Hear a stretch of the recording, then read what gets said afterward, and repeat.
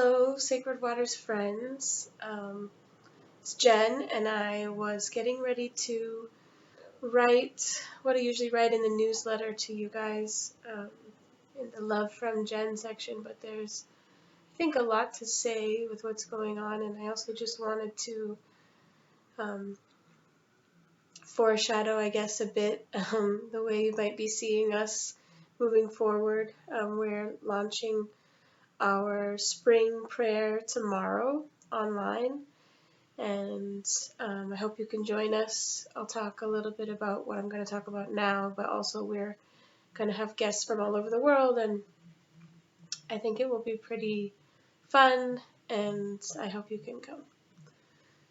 So what I wanted to talk about is the way I see the energetic or spiritual meaning or big picture, I guess, about what's going on in the world.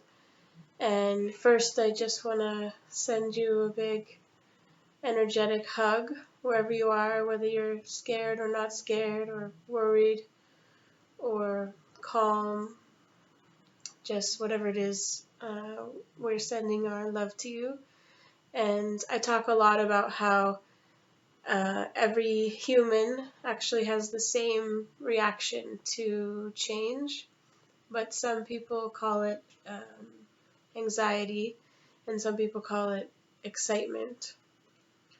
And I don't know anybody who's excited right now, but there are, people who sort of move through change easily, and there are people who really don't. So whichever kind you are, just know that you're not alone, and we're all in this together. So I look forward to being more connected, I guess, in different ways with different people. So what I wanted to talk about is I have been thinking, for a couple of weeks now about how the virus is impacting the lungs, most specifically. And I've been thinking about what that means, or just about how we got here, I guess, metaphysically. And in a lot of traditions, it's believed, and I believe, that the place in the body where we store unprocessed grief is in the lungs. So there are different parts of the body where, when we go through something emotionally, one of the ways we protect ourselves and are able to survive is our body can take a lot of stress, a lot of emotions, a lot of things that we don't realize even are there, and then we have aches and pains and wounds. And there are other people who talk about this in many different ways, but again, in many traditions, unprocessed grief is what lives in the lungs. And so this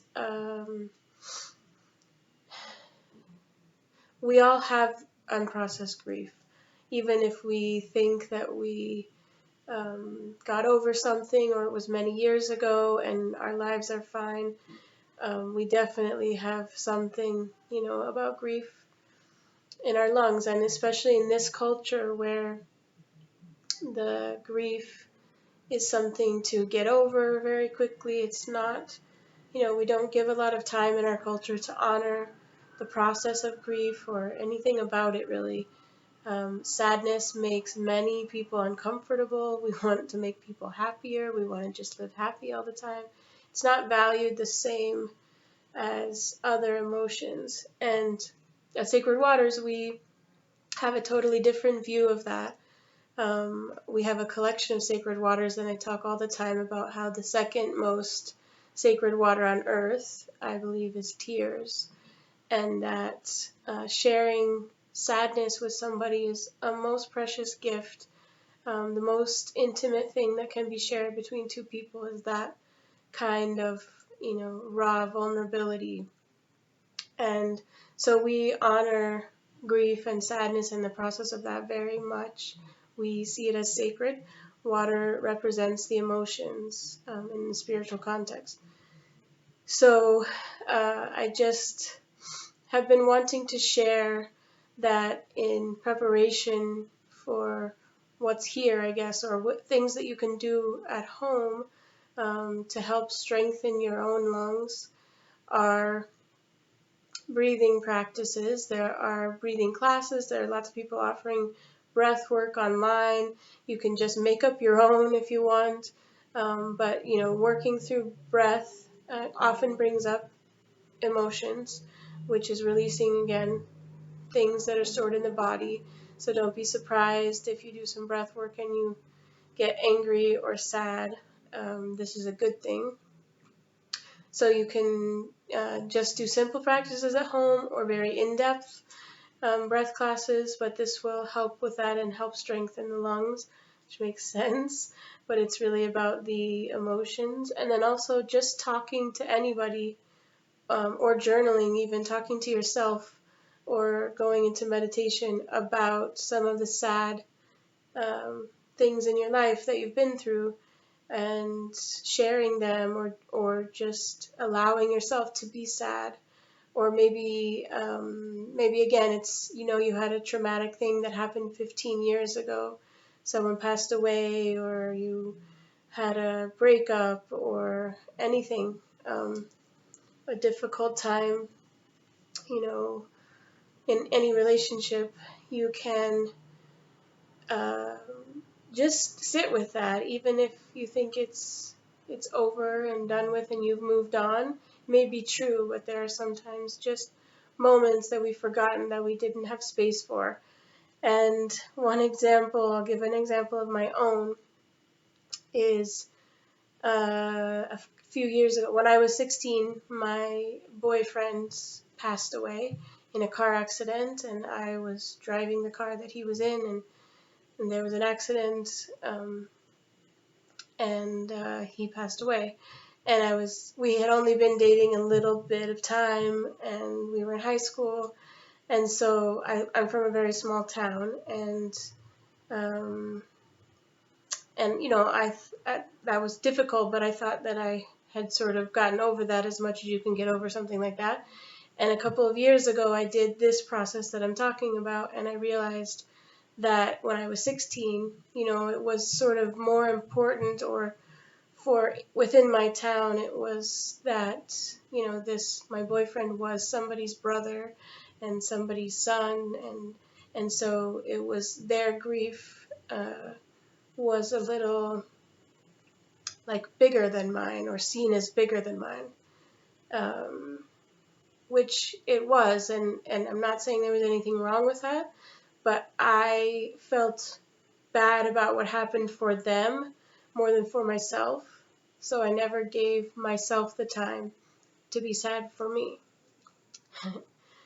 And so a couple of years ago, I realized that and took, an hour just to think about him and think about how my life was different,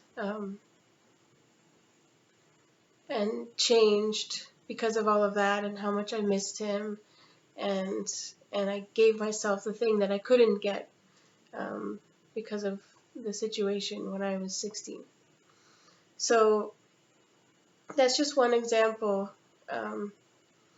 and it's a beautiful process. And again, you can talk to anybody, you can talk to nobody, you can do whatever feels good to you.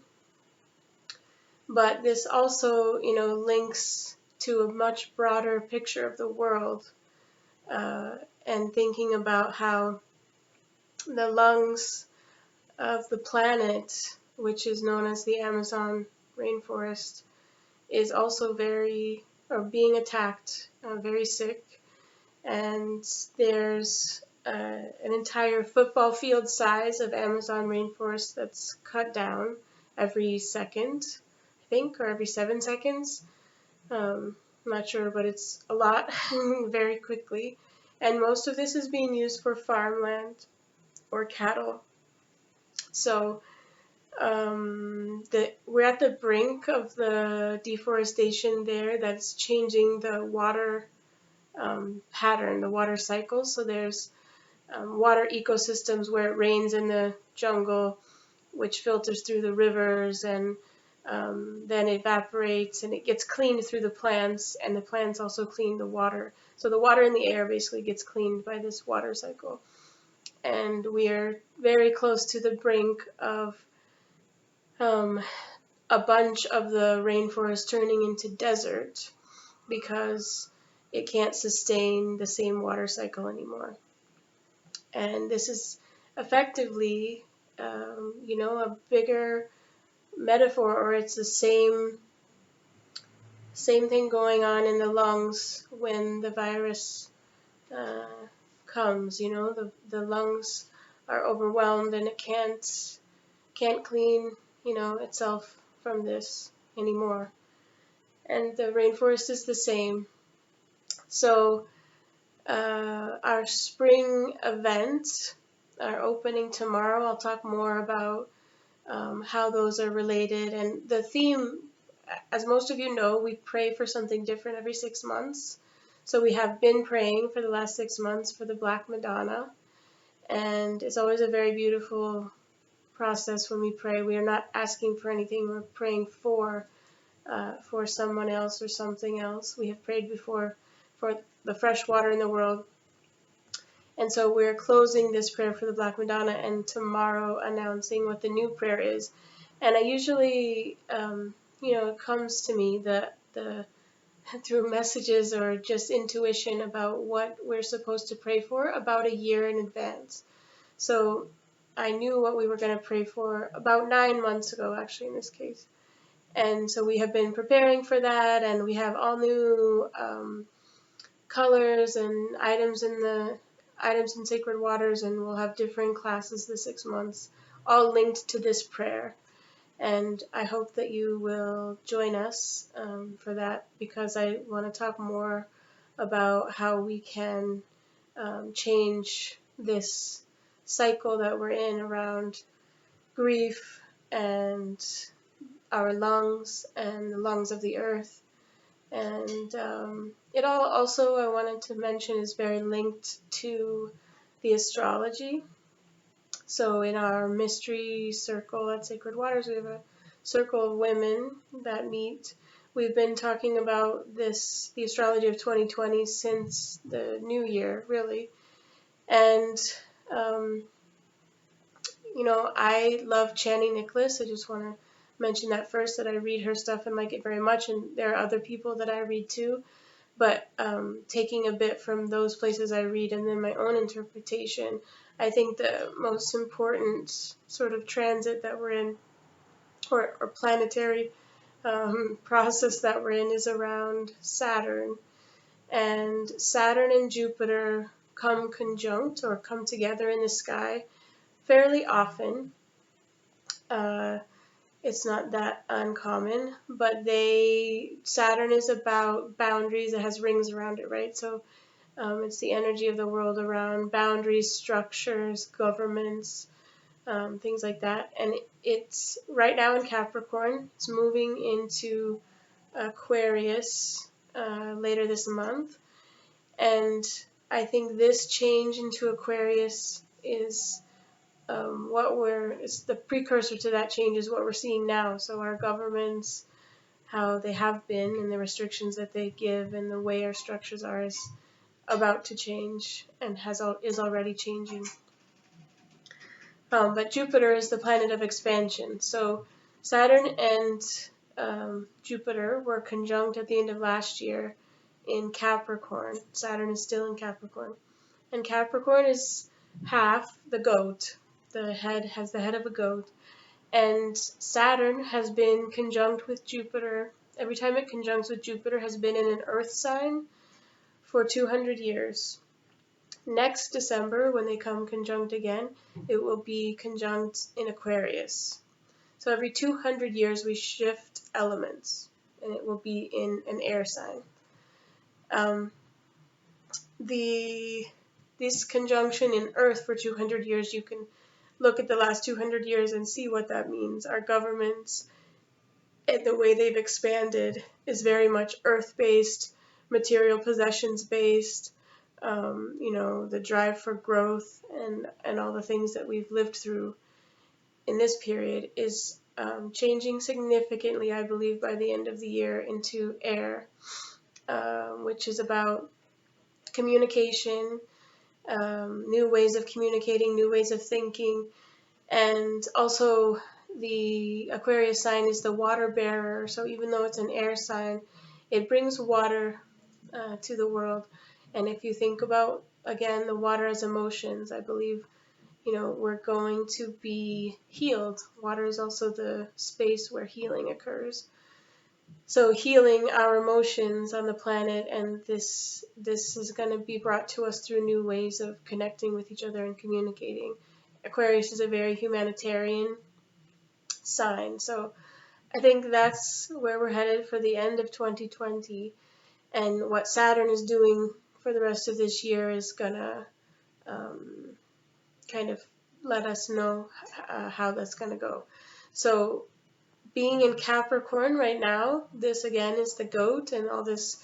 I wanted to say that I think about the goat as this animal who climbs to these top of mountains, these little tiny ledges that seem impossible to get to. So they just climb and climb up very steep faces, no matter what they're climbing. And then when they reach the top, though, it's like, what do they do? Where do they go? They're often stuck in these little cramped spots, and or seem stuck anyway. And I think that's where we are with Saturn in Capricorn now, at the very last bit of Capricorn. It's like holding on to this idea of climbing. And once we let that go and move into Aquarius, I think this is changing for the better. But it's not necessarily going to be easy and understood, right? Unless we help each other understand and see it differently. I also wanted to say one other thing about the astrology, which was, that there are a bunch of other planets also in Capricorn right now. So there's quite a lot going on in this part of Capricorn, which makes sense because the world is going through a lot.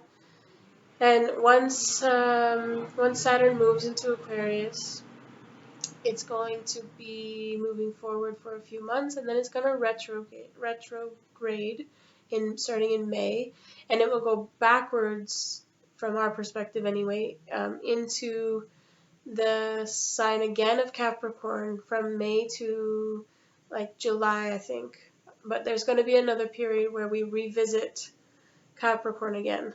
So don't be alarmed about what happens then. Just know that it's, again, in the midst of change. And by the end of the year, we're going to be with Saturn and Jupiter together in Aquarius. So that, I think, is like a real launch into the new way of being. And Saturn comes out of retrograde in September. So it will be back in Aquarius, and then again coming with Jupiter, which is the planet of expansion. So we can expand into this new humanitarian kind of structure at the end of the year. So in the meantime, I also want to say that Sacred Waters, intends to have community, be community, and support our community. So if anybody needs something, please let us know.